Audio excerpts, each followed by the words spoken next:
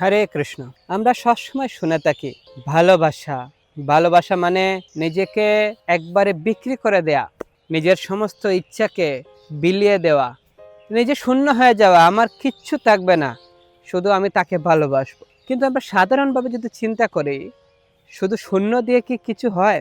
আমি অনেকগুলা শূন্য ভরে দিলাম, কিন্তু তার কোনো প্রকৃত একটা অঙ্ক দাঁড়াবে না, শুধু শূন্যই থাকবে। কিন্তু সেই শূন্যের আগে আমি ১, ২, ৩, ৪ যাই বসাবো, আস্তে আস্তে সেটা বৃদ্ধি পেতে থাকবে সেই সংখ্যাটা। ঠিক সেইভাবে যখন আমি ভালোবাসবো কাউকে, তার জন্য তো আমার কিছু থাকতে হবে।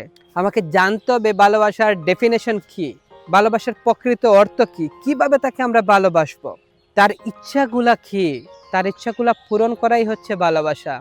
তাকে কিভাবে আনন্দ দিতে পারি সেটা জানার নাম হচ্ছে ভালোবাসা। কিভাবে আমি সর্বদা তাকে স্মরণ করতে পারি সেটার নাম হচ্ছে ভালোবাসা। শুধু যদি আমি মুখে মুখে বাণী ছড়াই আমি তাকে ভালোবাসি, সেটার নাম ভালোবাসা নয়। কতটা হৃদয় থেকে আপনি তাকে জানছেন, তাকে বুঝতে পারছেন, সেটা হচ্ছে ভালোবাসা। তাই যদি আমরা কৃষ্ণকে ভালোবাসতে চাই, তাহলে কিভাবে আমরা কৃষ্ণকে ভালোবাসবো? মুখে মুখে কৃষ্ণকে আমি ভালোবাসি, আমি কৃষ্ণের অনেক বড় ভক্ত, সেটা বললেই কি আমি ভক্ত হতে পারবো, কৃষ্ণকে ভালোবাসতে পারবো? না। তার জন্য কি করতে হবে? কৃষ্ণকে ভালোবাসতে হলে আগে কৃষ্ণ সম্পর্কে জানতে হবে। কৃষ্ণ সম্পর্কে কিভাবে জানবেন?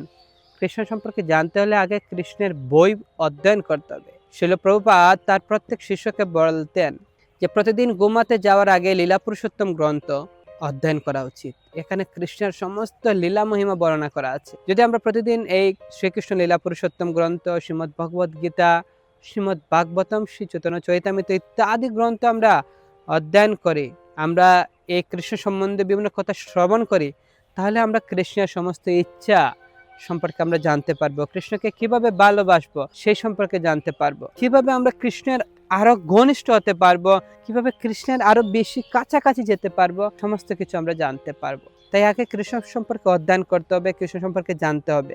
তখন আমি নিজে পরিপূর্ণ হব, তখন আমি কৃষ্ণকে কিছু দিতে পারবো। আদারওয়াইজ আমার কাছে যদি কিছু নাই থাকে, তাহলে আমি কিভাবে আমার ভালোবাসার মানুষকে সন্তুষ্ট করব? তাই আগে আমি যখন এই শাস্ত্রগ্রন্থ অধ্যয়ন করে আমি এই কৃষ্ণ সম্পর্ক বিজ্ঞান আমি জানতে পারবো, তখন আমি কৃষ্ণকে খুব হৃদয় থেকে আমি ভালোবাসতে পারবো। তাই কৃষ্ণ সম্পর্কে জানা উচিত। তখন আমি কৃষ্ণের নাম নিতে নিতে আমার অশ্ব নির্গত হবে। কৃষ্ণের প্রতি আমার যে ১ সেকেন্ডের যে বিরহ, সেটা আমি সহ্য করতে পারবো না। সেটাই হচ্ছে প্রেম, সেটাই হচ্ছে প্রকৃত ভালোবাসা। তাই এই ভালোবাসা যদি জানতে হয়, আগে বৈষ্ণব সংজ্ঞা করতে হবে এবং কৃষ্ণ সম্বন্ধে গ্রন্থ অধ্যয়ন করতে হবে। হরে কৃষ্ণ।